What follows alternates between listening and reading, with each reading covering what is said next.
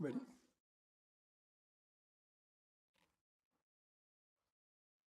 Good evening, ladies and gentlemen. Welcome to Greenberg, Glusker. And we're thrilled tonight to have an inaugural evening with, and we're inaugurating with our good friend Lew Wolff. And we're going to talk about sports, professional sports. And Lew is a phenomenal human being. He is a native and was raised in St. Louis. He went to Washington University where he got an undergraduate and an MBA. He's lived in LA since the 60s. He's an extraordinary philanthropist, and I'm trying to persuade him that Greenberg Glusker, who's his law firm, is a nonprofit, but he doesn't seem to think that. He's well known for a number of things. Lew's been involved with 4 sports. He was an owner and the chairman and now Chairman Emeritus of the Oakland Athletics baseball team. He's a co-owner of the San Jose Earthquakes, the Major League Soccer team. He was an owner of the Golden State Warriors in the NBA, and he was a co-owner of the St. Louis Blues of the National Hockey League. It's an extraordinary record. And Lew, thank you for being here tonight. And thank you for embellishing my record. I appreciate it. Longevity has its privileges, and one of them is the lying about each other. I want to start off with the obvious. You've been involved with 4 professional sports, major league sports. Do you have a favorite? Baseball, for sure. Tell us why. Well, it touches everybody. Baseball, and something can happen in baseball that has never happened before. The problem is you have to go to 162 games to experience that. But I thought baseball, it just in the vocabulary of the country, outside of baseball, they're always using, we had a home run. Did you get to first base? Which I rarely did. Things like that. So it siphons into every part of our country. Yeah, you were a kid, you played baseball? I played baseball in high school and 1 year in college. You have a lifetime love affair with baseball, right? Not the same way you do. I don't remember who played third base in 1947 for the Cincinnati, but I like the game. I like the young people, especially the kids that come to games and they're with their parents. Owners, sort of worry about the team all the time, but if you walk through the stands, people are just having a good time, whether you win or lose. One of the questions, we've had questions, and by the way, if you have questions or anything, just raise your hand and I'll recognize you. We've had some people that are watching this streaming. I think there's 5 million people on YouTube right now looking at you, Lew, okay? Is that all? They want to know, is that son of a gun still alive? So I'm wondering that too. But one of the questions we got was, how do we improve the fan experience in professional sports? And you mentioned about kids. What is it we can do to make the experience more special I think, and get people, frankly, to come to the ballpark? One thing, you could lower the prices, but aside from that, I think baseball has done a good job, especially the last 2 years with the time clock and making people want to go to a game and get home within 4 hours. And so the game, if it goes over 3 hours, unless it's an overtime game, I think most sports have done a good job of that. The only problem is they're getting priced out in some places. At least baseball has a lot of games and usually a lot of seats. But it's gone into the billions of dollars instead of the millions. Speaking of a lot of seats, I understand there's quite a few available in Oakland these days. You're not getting a lot of attendance at Oakland. And when you were with the team, running the team, I know one of your keen interests and passions was to find a new stadium for Oakland. We now hear rumors that they're going to move to, I don't know if it's a rumor or not, but to Las Vegas. So tell us about, because you intrigued me this when you told me this, when you were the steward of the Athletics. Tell us about your efforts, and you're one of the great real estate developers ever. You developed and redeveloped downtown San Jose. So tell us about your efforts to get a new ballpark for Oakland. Well, I sort of ended up like Don Quixote, tilting windmills. Stop me if I'm talking too long. One day I was in Paris vacationing with my wife, and I got a call that Bud Selig, the then commissioner of baseball, wanted to know if I wanted to go to a World Series game in San Francisco. I think it was against the Angels. I said yes, not realizing that the day I got home was the next day I had to go to that game. So had a little bit of jet lag. We met Bud at a friend of mine and I met Bud at his hotel, and we took a police escort to the game. I could have walked there faster from where we were. I've been in about 13 police escorts since then.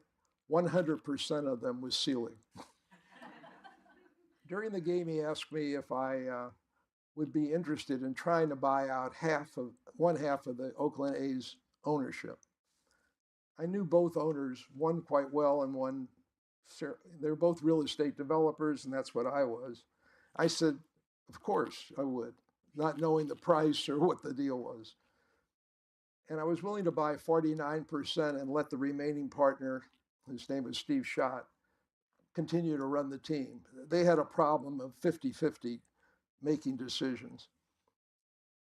So I thought, well, in a few weeks, I'll be able to find a price and see if I can buy the team. 2 years passed, but they hired me to look for a new venue for them. So I learned a lot on their dime. And then last minute, they called me up. The other partner said he wanted to sell too. So now we had about 3 months to do it, but that required $100 million of cash. They had some debt, but mainly. And during that time, my long-term partner and friend John Fisher from the Gap family had been calling me about what's going on with Oakland. So I said, well, I'm going to have to drop out. They want $100 million of cash. He said, well, let me talk to my father. And he called me back. He said, look, how much would you put up if we helped you? And I thought, well, how about 5 million? I'm not sure where I was going to get it, but I said, and I'll work on the venue. You can run the team. That morphed into 10%, and then it morphed into 15, and then the last minute. And John wasn't pressuring me, but he said, "We'd like you to be, my dad would like you to be 25%, but I'll tell you what, we'll loan you the additional 10 million, and if you pay us back in a year, no interest." It was fine. I said, okay. Meanwhile, I'm all over the newspaper that I'm buying the team. No pressure. And Selig, you said I went to Washington. You undergraduate, I went to Wisconsin, and my fraternity brother was. I forgot that. That's Bud right. Selig. You upgraded when you went to Washington. I got in somehow. Yeah, that's true. I didn't read a newspaper for 4 years. Anyway, I did raise the additional 10 million with myself and a few friends in a week. So we bought the team. What year was that, Lou? 2005. Okay. But I had been working on the venue for 2 years, trying to get some status with Oakland. Oakland was very nice people, but they basically said, we're talking about Jerry Brown was the mayor at one time, and then the next mayor was another nice person, and then there was a lady, but none of them really cared about preserving the A's. It wasn't a big, they had enough issues in Oakland that they didn't need to. And one city official said, look, Lou, we'd like to help you. We weren't asking for any money. We were just asking for assistance and material and research. And they said, you have no place else to go. So prophetic. They were very nice, but they basically said, if we can help, fine, but don't bother us too much. You never found a venue. How many places did you get close to? No, I was trying to build it and work at the Coliseum, which is 160 acres where we played today.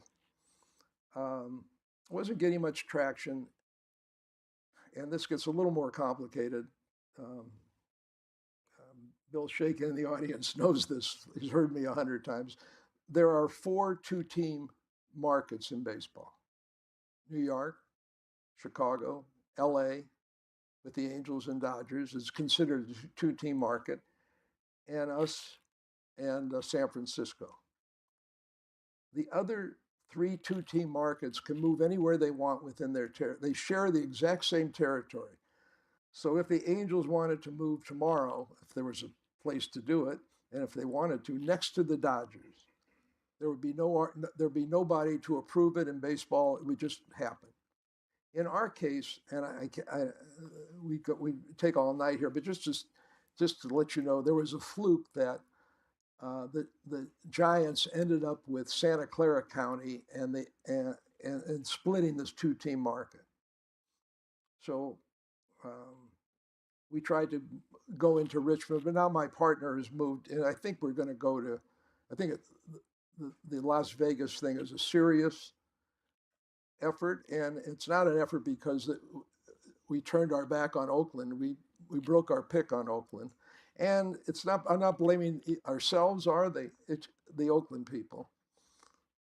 I have a little speech I give sometimes where in California, if you have a cure for cancer, somebody's going to be against it.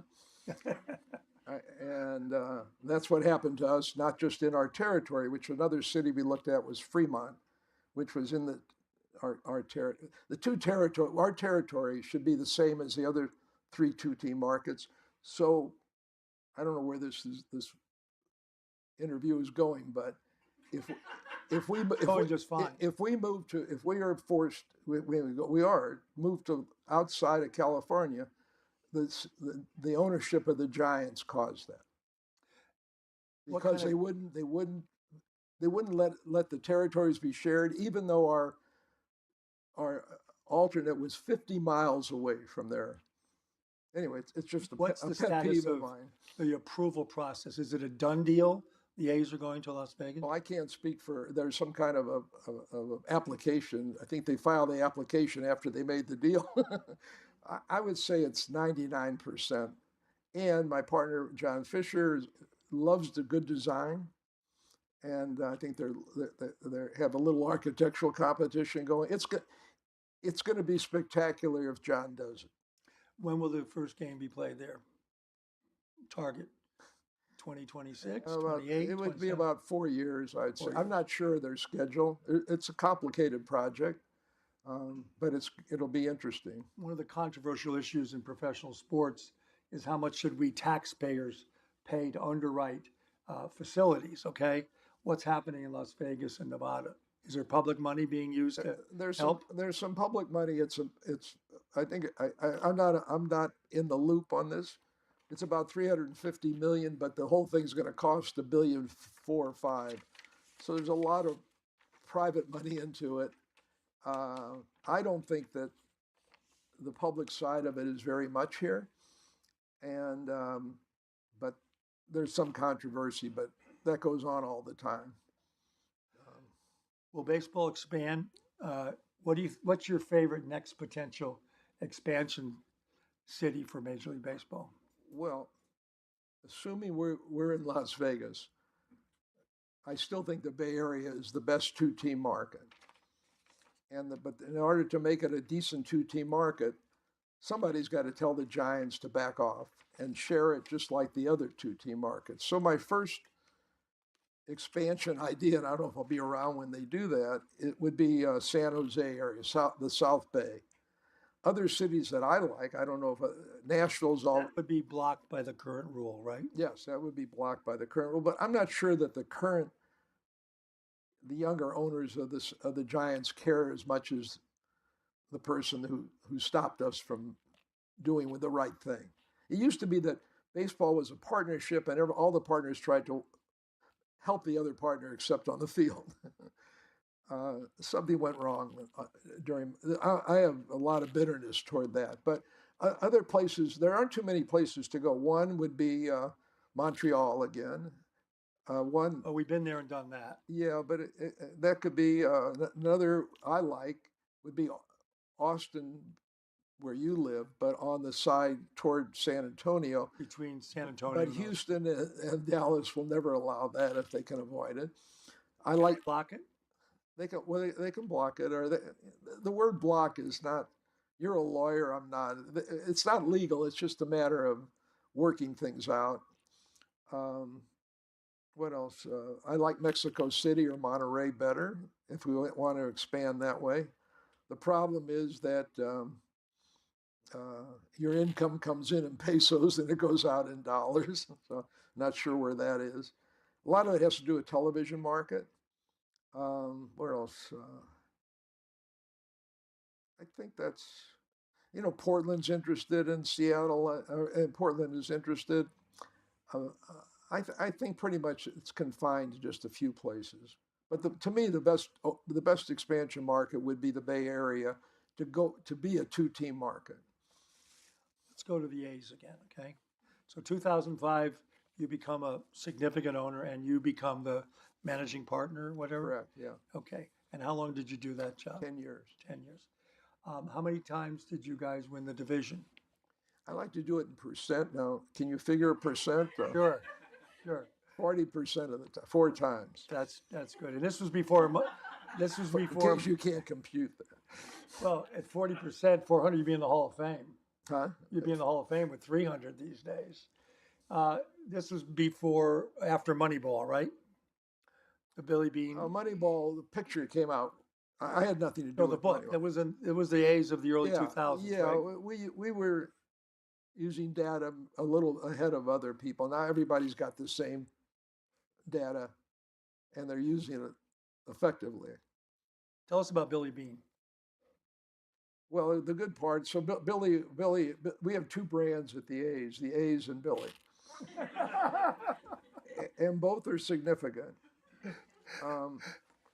So all of a sudden, 2005, we owned a team, and Billy had the right in his contract, if change of ownership, he could, and other people were talking to him. I called, and I got to meet him for the 2 years prior to buying the team, and he was a very nice guy. And I called him up. I said, we'd like you to stay. He said, well, I want to stay, but for my family, I should look at other opportunities. I said, well, tell me, what do you want? What am I supposed to do? Do I hire an agent, a lawyer? Do I go to, how do we work together? He said, well, how did you like to work? I said, well, if I had a magic wand, I'd like you and I to work it out, and then we'll have some lawyer somewhere document it. Much to my surprise, he said, great, let's do that. So we had 2 months of meetings, not that much time, and we had phone calls, no Zoom, and we made a deal. And it was the simplest, decent deal on both sides. And I had an idea that maybe he should have some ownership, and also our president, Equity in the team, and also our president. They both have been there a long time, Mike Crowley. So it ended up, and I talked to my partner John Fisher, who was really the dominant partner. He agreed, because it would be a little dilution for all of us.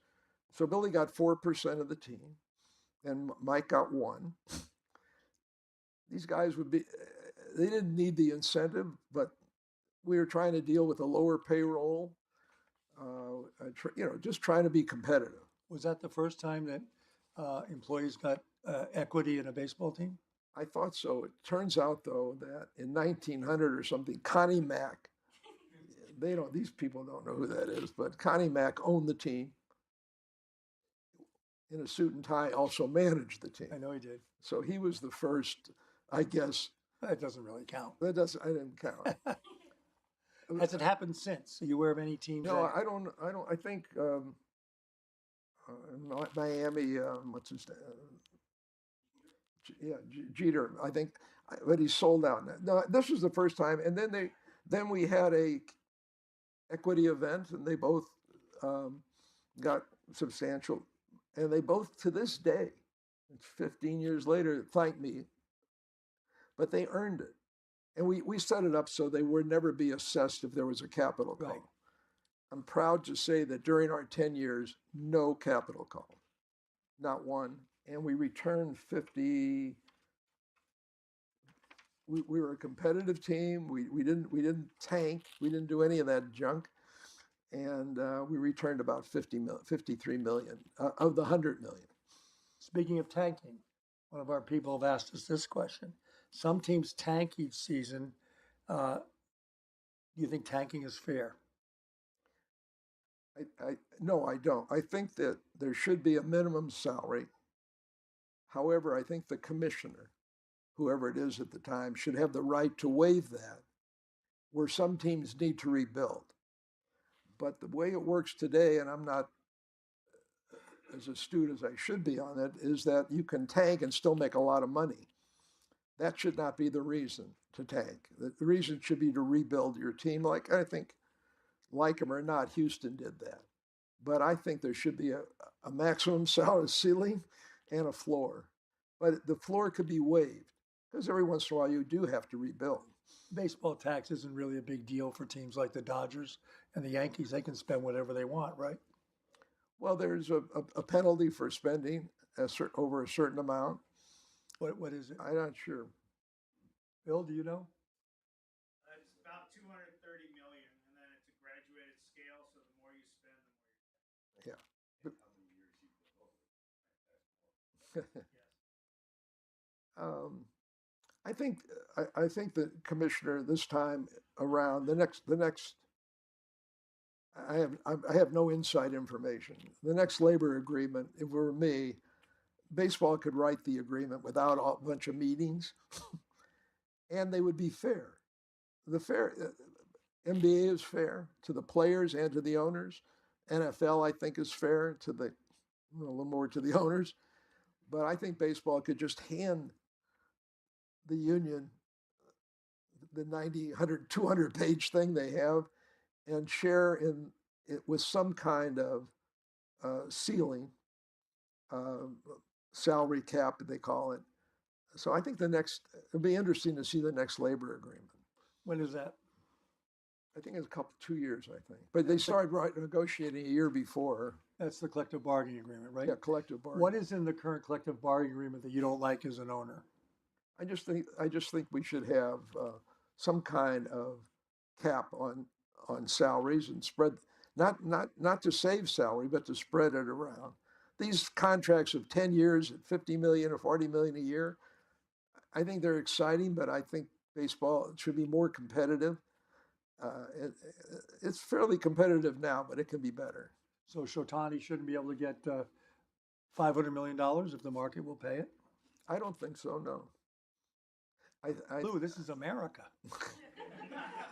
A bunch of lawyers here, well, eager. Ricardo, my friend, eager to represent him. I think Otani's the greatest I've seen in my lifetime. And as it stands today, he should maximize whatever he can. But I think to have a little bit more competitive balance, there's other ways to do it, by the way, and I'm not in that loop. Like football, the collective bargaining agreement for, say you're the number one draft pick in a given year. We've talked about this, yes. Okay? There's a cap on how much they can pay that fellow in the first 4 years. I think now it'd be like 40-some million. It's going to be 41 million this year. $41 million. So over 4 years. 4 years. Actually, it's more restrictive than baseball. Much more restrictive. Yeah, much more. But a rookie, a baseball player who comes up from AAA, say at the beginning of the season, isn't his salary a minimum salary? I don't know what the current minimum is. 600? 700. Yeah, it's about the same in football too, I think. So say he's MVP of baseball that rookie year. Can he go out and say he's stuck with that team, right? He can do that after 6 years. That's right, after 6 years, that's right. Although the last 3 years are arbitration eligible, so. But the first 3 years, he has a set salary? Yeah. So if it's if this has changed, I've been away for a while, but I think, yes, he can do sponsorships and things, outside of baseball. I understand that, but that player is constricted in what he can make the first 3 years, as is the rookie football player. We call it a privilege of being You never were a player, were you? Well, let me ask you this. So the one thing about baseball that's always struck me is if a player has a $10 million contract for a year and his arm goes out in April, he still gets that $10 million, doesn't he? Baseball contracts are all guaranteed. 100%. So if you do a 10-year deal with Otani, and hopefully he'll play 10 years, but if he gets sideswiped by a car the next day, you still owe him the full contract. Now there's ways to insure against things like that, but it's Is not that true of any of the other major league sports? not to my knowledge. Right. But I don't know the detail. Hmm? Your pardon? Yeah, basketball is guaranteed. It's too. guaranteed? I Okay. think, yeah. Okay. So, Basketball is very fair, though, between the ownership and the players. It's a good balance. now the one team you didn't own was a pro football team, right? Is there a reason Well, for that? my ownerships were minor, except for the baseball. Tell us about the I'm a War- voyeur, sports voyeur. Tell us about the Warriors, your experience with the Warriors. I was fascinated the other day when you told me about it. You understand? Well, let me work backwards. We sold the Warriors for the highest price ever paid for an NBA team, $142 million. Bob, that was a rounding error, wasn't it, in your Clippers deal? Huh? 142 million. But for all your, What year was that, by the way? So we have some I'm not good perspective. on dates, but I'm not sure exactly. Okay. It was a long time ago. There was an ownership between us and the billions that they've earned since then. Two gentlemen from Milwaukee owned the Bucks, and they had sold the Bucks, and for some reason, they had an option to buy the Warriors. And because they were from Milwaukee and they knew me somehow, they allowed me, their attorney suggested that I invest. And they were very smart. They were in banking, cable, and sports. So I ended up the second largest owner. Not that the money was so great, but so I went to this. His name was Schlosser. I went to this attorney who set me up because he made such a great opportunity for me. Not as great as they are today. And I said, well, what do I owe you for this? He said, well, I work 4 hours. You owe me for 4 hours. All you attorneys, all he charged me was for his hours. So keep that in mind. Anyway, and I've lost track of him. What we've seen the crazy prices, like crazy in a sense of sports teams. Clippers sold for 4 times what the prior NBA team, I think the Bucks had sold, or the Kings. What's driving this? 6 billion here, 4 billion there. Well, Even the A's are worth money. That's true. They are. I don't know when you hit a point where the next sale is less than the sale prior to it. But it hasn't happened yet. It hasn't happened. There are going to be 2 or 3, I think, major league teams that I think they'll do fine that may be for sale because the owners are older, the families have changed. I think Washington is one. Baltimore may be one. I don't know this for a fact. My friend that owns the White Sox will probably sell the team. That's Jerry Reinsdorf. Jerry Ryan, as he gets older. The Angels were up and back. So there'll be some market. Are those going to be Stevie Cohn kind of things where they pay higher than he paid? I don't know. Every time I think it's going to calm down, it goes up. Well, people like you make a lot of money in real estate on the greater fool theory, right? Somebody's going to pay more for it than you did, right? Well, that's the whole idea, isn't it? Okay, well, as a sports team, isn't the whole thing that drives sports teams similar to that? Somebody who acquires a lot of wealth, first he buys a restaurant, then he gets an airplane. But the way for a business person, man or woman, to be immediately recognized is to buy a sports team. Now they've gotten so expensive that there's a lot of syndication. I don't know if that's good or bad. I'll tell you how long I would like to live. I'd like to live long enough that I meet everyone in LA that tells me they're an owner in the new soccer team.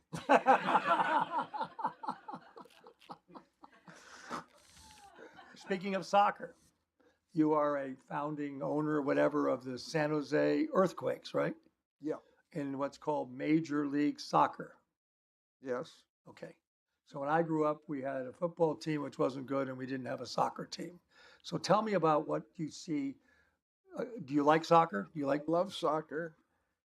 I've made a small investment in AC Milan, Huh? and Billy Bean is involved in that.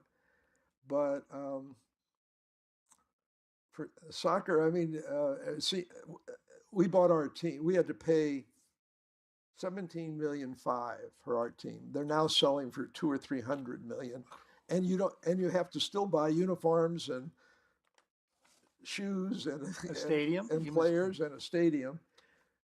I don't know where it's going. It's popular. I don't know how many teams in MLS. They have a terrific commissioner. Who's that? Forgot his name now, but his goal is to fill out every time he sells another franchise. I think they'll stop after 32 or 34. I don't know where that's going, but kids love it. It's a great sport to watch. Is soccer cannibalizing baseball among youth? I don't know. I think baseball is doing a good job of attracting youth. One owner, I don't know all of them. One owner, Artie Moreno,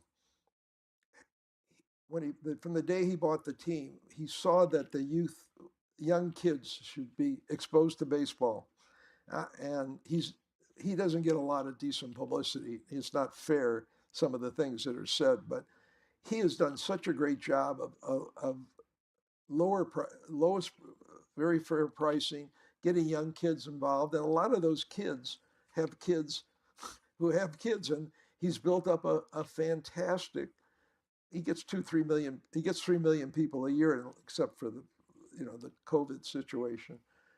I think baseball is going to run higher this year, about 70 million people attendance. It's gone up instead of down, which has been happening. I give a lot of credit to Rob Manfred and the new rules. So I think it's a solid business. I came to LA in '78, and I've been lifetime Dodger fan. I've been there, had season tickets, and the most striking thing I see, which mirrors the demographics, is that the Hispanic community has fallen in love with the Dodgers, and I think the Dodgers have reciprocated. I went there Saturday. Anybody go Saturday night? It was Hispanic Heritage Night.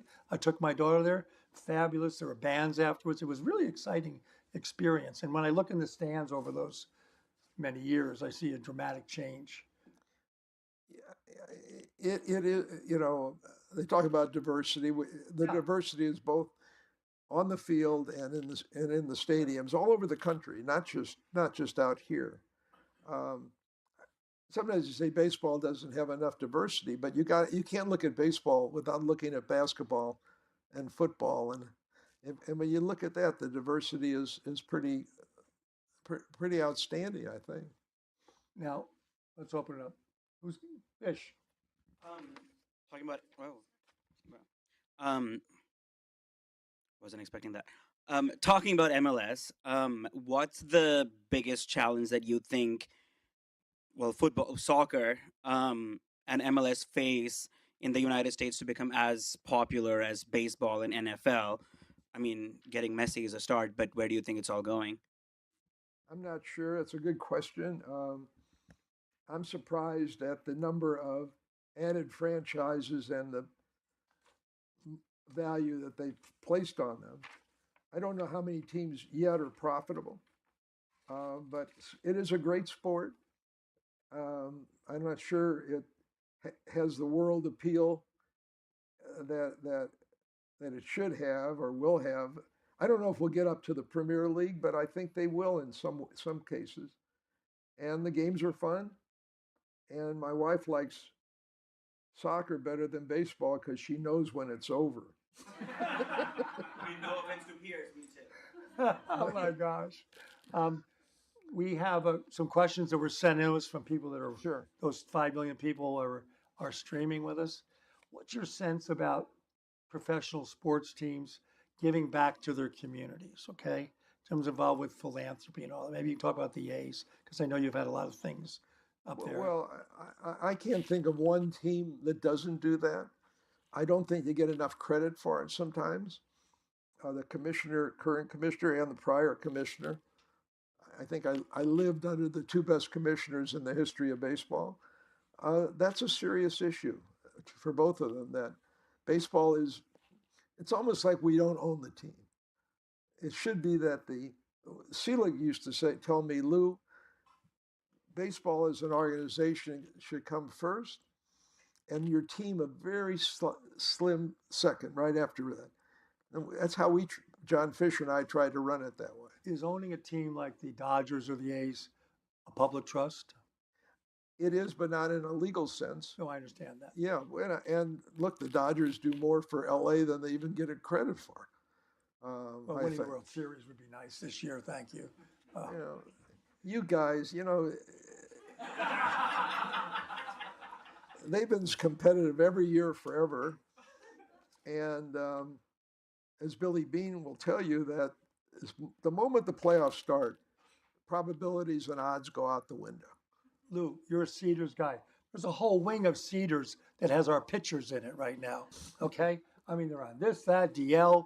You know, this won't be back for 2 years. I mean, so can the Dodgers make it? I've talked to Bill Shake, and I have his input. And I'm going to ask him in a minute, embarrass him. You're talking to somebody that's been with the Oakland A's, so as far as getting to the World Series, well, they did it before you got there, right? Huh? They did it in the 70s. I'm so sick of hearing that.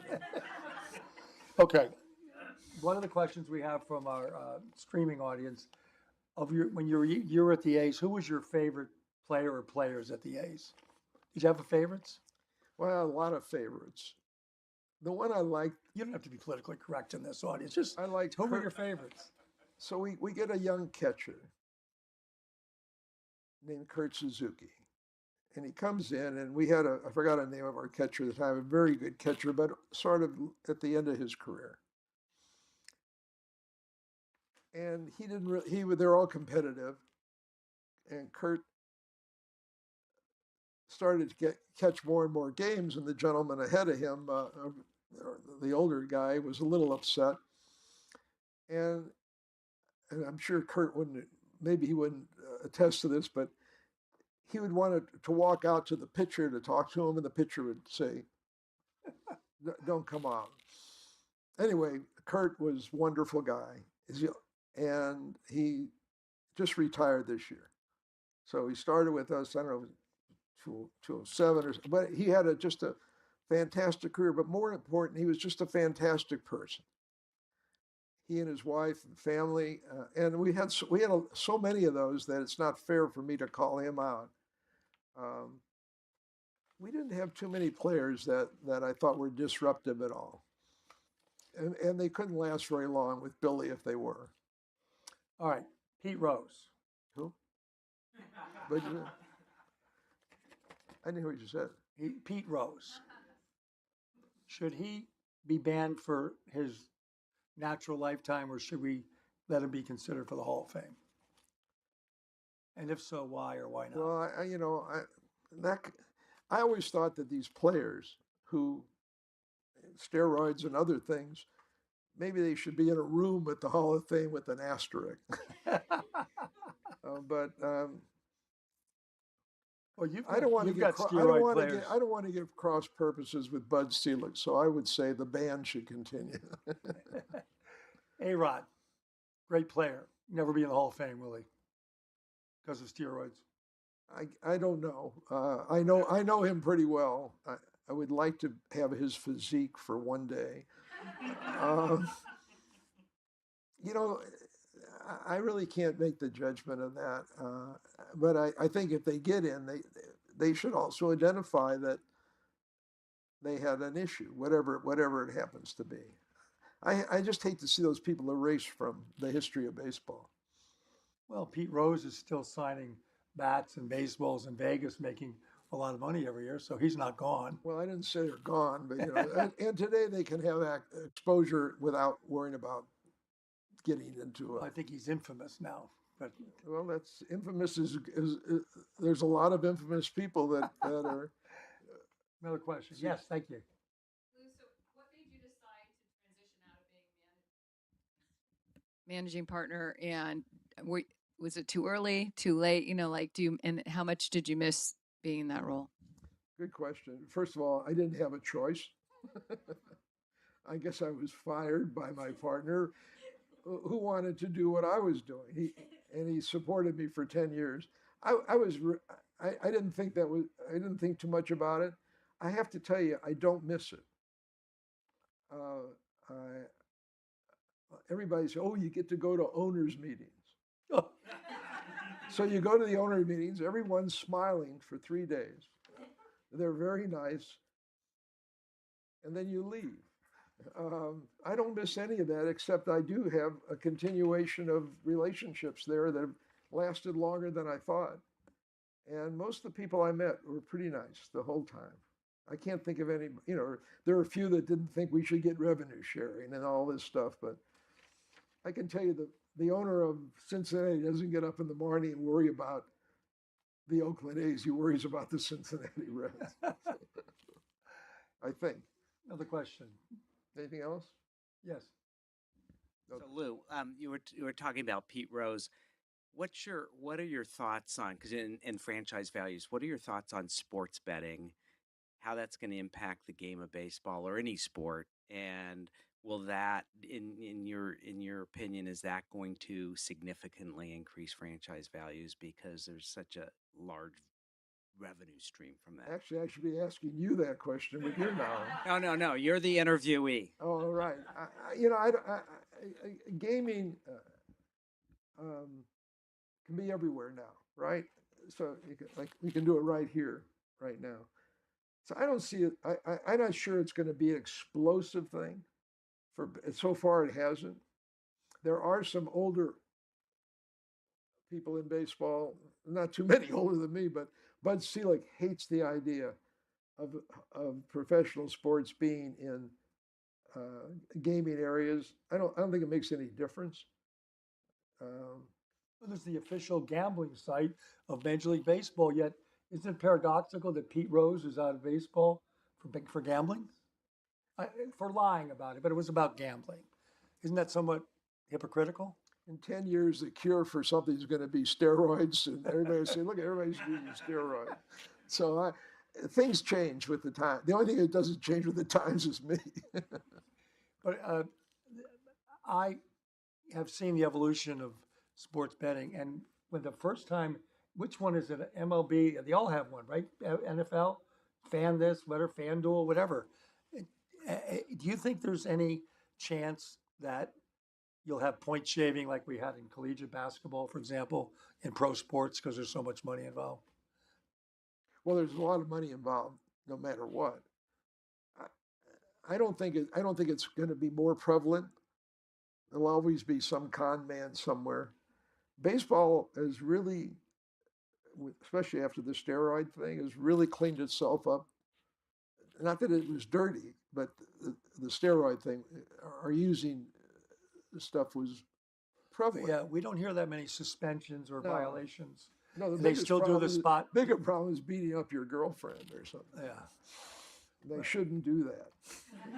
we're an all-star team when it comes to that. The Dodgers, unfortunately. The Dodgers had some. That wasn't the Dodgers' fault, though. Commissioners of baseball. We only had a few in history, right? Well, I only knew two. Well, I knew three, but two. You didn't know Kenny Showham Outlandis. I knew. Tell us why you think Bud Selig was so effective as the commissioner, because I think everybody believes he was. I know you're friends, but Yeah. what did you see as an owner? Well, first of all, he operated out of Milwaukee because he was an owner, and the most fun I had was being in Milwaukee, sitting in his office, and he would take every single phone call As commissioner. as a commissioner. Every call, and if somebody asked people to hold, they'd ask. They were mainly from owners or presidents of teams. Or the United States. Well, yeah, he George Bush, for example. he knew everybody, but he did it out of Milwaukee for the most part. But so one time, and if I would call him, he'd either put me on hold or call me back in 5 minutes. And one time he didn't call back, and I thought something happened to him. That I was so indoctrinated to him calling back. Rob, if you write Rob, even today, and I don't have Rob it, Manfred. Rob Manfred, you send him an email. I don't know how he does it, but a few seconds later he'll answer you. So these two guys, they were so close together. They worked together for years. I don't know about the other commissioner. These, as I say, I've been exposed to the two best commissioners, I think, in the history of baseball. I want to endorse. Bud Selig has an autobiography, which I think is terrific. And a lot of it's about his struggle with drug abuse in the in MLB, right? Do you think he ended up being tough enough on that issue with the union and the collective bargaining agreement? I do. The union didn't understand, I don't think, the health issue of steroids. And they fought for their players, which is what their job is, but I think it was a mistake. And I think Bud took a lot of heat for the union's lack of participating. Now they work together on that issue beautifully. What do you attribute to the fact that the incidents that were reported seem to be going down dramatically? Players are smarter about it? No, not conning the system. They don't do it as much. Oh, they don't do it. The testing and the rules and the regulation. I mean, you got to be pretty stupid to jeopardize your whole career over something that you. I don't think. I think they're much better shape today. Even though they were in good shape then, you know, they work. Their skills are honed much better now, and so there's no real reason to use the stuff unless you're an addict or something, or you think it's going to. If you think it's going to improve your performance, you're crazy. You're in trouble. I think so. Domestic violence. What's that? Domestic violence. I'm against it. Good. All right, next question. Basically, MLB and the Dodgers and their teams have a zero tolerance rule. In fact, you're guilty and presumed guilty before anything else because you're suspended. Usually with pay, right, Bill, a little bit, then whatever. Is that a fair system to the players? Absolutely. Why is that? Because if we play the system, you're a lawyer. Obviously, that I agree with you. You're not guilty until proven, whatever the gibberish is that delays things today. This is Well, it's only gibberish until you get it. This is not. Yeah, that's right. This is not a democracy. You want to play Major League Baseball or Major League Football or anything, you live by the rules that they make, not the rules in the U.S. Constitution or anything else. And yeah, they're monopolistic, but there's a reason for it. This is the best talent in the world in the things that they're doing. And to mar that or to delay it because they're able to have appeals and you go to, I think it's a good system, but it is a dictatorial system. It isn't subject to too much debate. That's why commissioners have terrifically hard jobs, but that's why each team, at least in baseball, I think in basketball too, can only have one managing partner. This isn't a group therapy thing. So I think it's the right thing for the sports, not for the world particularly. But for the sport. Yeah. Because in a sense, it's a privilege to play. You know the rules going in. We had one player, Nick Swisher, who told me one day, well, first of all, he's very strong. He didn't have a lot of respect for me because when I walk in the locker room, he would say, "Big Lou," and then he would pick me up and hold me over his head. But he did say to one day, and I don't know, he had a pretty good career, but he told me, he said, "Look, I can't tell you how privileged I am that I have the skills to be here." And that, I think so many players feel that way. And I think the fathers and the families are a lot different than they were in the old days. Questions? Ricardo. So you just mentioned in a couple of references to the monopoly, the monopolistic practices. Do you think Major League Baseball should be allowed to maintain its monopoly status that was created by fiat by the Supreme Court so many years ago. Do I think so? Yes. Do you think? Do I think so? Do I think it's right? I'm not sure. Okay. I don't think they're Obviously, none of the other sports enjoy that No, I same know. protection. Major League Baseball is That's unique. because baseball is so wonderful and so. That's the right answer.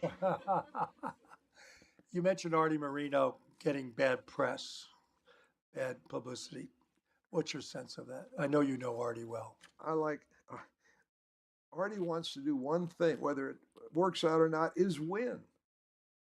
For those people in Anaheim, the ones that come, he spent money. It's called the city council. Huh? Go ahead. He what? It's called the city council. City council idiots. That's one we're gonna get out. Artie is one of the strongest owners he's the right kind of owner. He wants to win. He's had a lot of bad luck. But he certainly hasn't. You haven't seen him tanking the team. You haven't seen any of that. Now he's a self-made individual. I think he's one of the most dedicated owners to winning that I've ever come across. And unfortunately, he hasn't had a lot of good luck in that ring. He put the team on the market. He's taken it off, right? He put the team on the market. You have to talk to him. I mean, I think his family doesn't like all the nasty things that go on. Even at the A's, I've had death threats. We wish you were dead, because we traded somebody. I mean, it's ridiculous.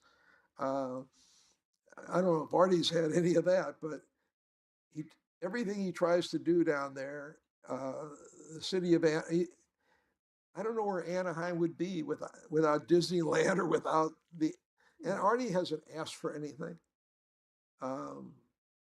He's one of the better owners, one of the owners that wants to be competitive and win every year and is willing to pay for it to do it. I don't know what else you can do.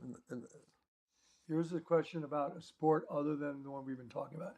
Dr. Kenneth Green has one of our streaming visitors. Is the one-handed backhand no longer taught in tennis? Is the what? It's I got to read it. Randy gave it to me. It's funny. We grew up together. I shouldn't admit this, but we're having our 70th high school reunion next week in St. Louis, and Kenny and I and a few others were asked to put a little bit more money in than other people that couldn't afford it to have some kind of event.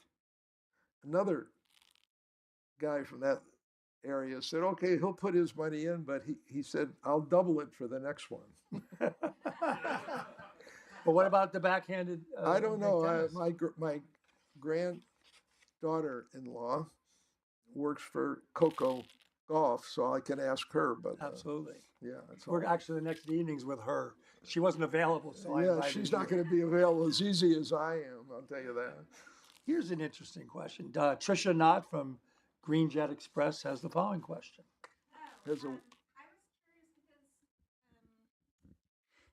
Anaheim, well, the media has basically tied Henry Sadu going to jail to the. What? The media has tied Henry Sadu, the mayor of Anaheim. Yeah. As far as he was offered $1 million from the A's from the Angels, and is that just media? He says he was offered. He said, the way I understand it, he said if they get the transaction that Anaheim should have taken, he's going to ask the A's for $1 million. Right, and apparently he also leaked the information. Angels, I mean, the Angels never. I don't know for sure, but I can tell you one of the Angel executives said he might as well ask to play shortstop. Oh, okay, because they said it was ridiculous. The guy is ridiculous. Okay, and I'm aggravated because what I saw, and I was sort of helpful. The Angels, right now, if I understand it right, I may have my facts wrong. Bill knows better, but whatever the Angels pay the city of Anaheim. The Anaheim pays almost the same amount by contract back. So that Anaheim gets nothing out of this. The deal they had was that Mr. Marino would buy the ballpark and the land for, I don't know, 150 million, whatever it was. I watched the deal. It was a legitimate deal. And then this idiotic guy, mayor or something, I never heard of him. Anaheim I don't too. care about him. Okay. He got in trouble. So the city council has a meeting after they've passed this transaction and reneged on it. And I called, my thought was they ought to sue for specific performance. Yeah. Mr. Marino said, the heck with it. And the only loser in this Is the city of Anaheim. Yeah. And the fans. The fans, not so much, but the city of Anaheim, Oh, you mean financially? and they need money. It's ridiculous. It's the worst. I've been dealing with cities for longer than most of the people live in this room, and I've never seen a dumber decision on the part of a city than the Anaheim City Council by reneging on this deal that they had already passed. Yes, sir. Bill Shaken, my favorite sports columnist from the LA Times, and I still watch you from Austin. You must Thank have you. a question for Lew. For Lou. Everybody else has questions. I can ask Lou a question whenever. Who else? That's right. No, go ahead. Yeah, We're about to wrap. I may end with you, so make. Okay.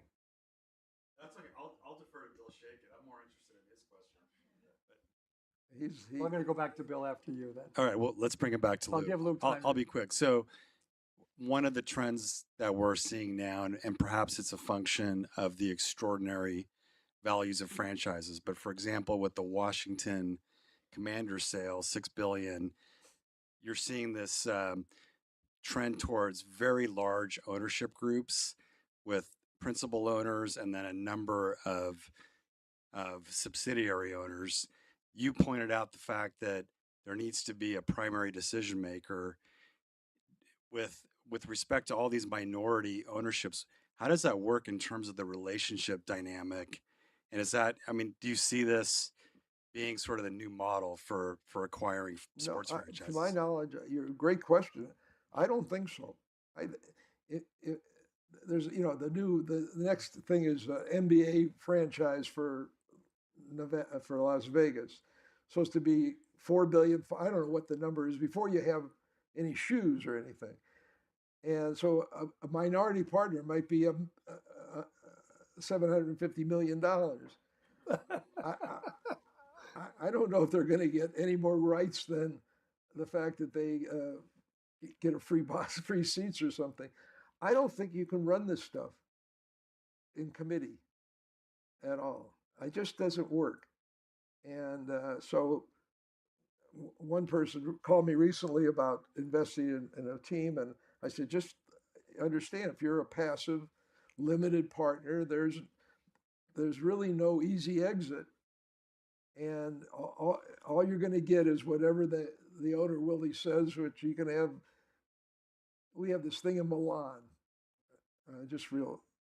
So I had a friend, another investor going to Milan. I called the guys and said, "Can you help him?" He said, "Yeah, he can sit in the owner's box seats." He said, "But I want to tell you that he has to have a suit and tie on." At Milan. So that's about the most things you can get out of this. And I think it's be terrible to have it any other way. Bill. Bill Shaken, LA Times. Actually, to follow Hello. To follow up on that last question, baseball and the NBA and the NHL now have changed their rules so that if there are minority partners, they don't actually have to be human beings. They can be investment funds, which was never allowed till recently. So there's a company, for example, called Arctos Sports Partners that invest in various teams. So if you're the majority owner, the good news is they're not going to come up and hassle you about, we got to trade this guy or I want a better seat. Oh, they might do it, but they can't. Yeah. The bad news is they just want money. They're only in this for money. And as media rights taper off, that strikes me as maybe not a great position. So I'm wondering what you think of limited partners being mutual funds or investment funds as opposed to your buddy down the street. You know, Good question. great question, but the word limited is the governing thing. I don't care if the Ayatollah owns a piece as long as he can't tell me what to do if I'm the controlling partner. So I don't think it's going to. I am shocked at how sports has become more and more and more and more valuable. Bob's J.P. Morgan thing came out today. He has a terrific analysis of the money is the money real, or are we going to all have a huge worldwide depression? I don't know what's going on, but the answer is that I don't care who owns it as long as that the governing person has the right to make all the decisions. I know it sounds crazy, but that's the only way you can do this. Lou, thank you so much for joining us. Oh, my pleasure. It was a privilege to have you here. I know it was, yeah. And I want to thank you all for joining Greenberg Glusker on our inaugural evening with. And I'm sorry the streaming people can't do it. We have a great spread here and a bar, so please enjoy it and thank you for coming. Yeah, thanks. Phenomenal. And the audience was active, so it was good.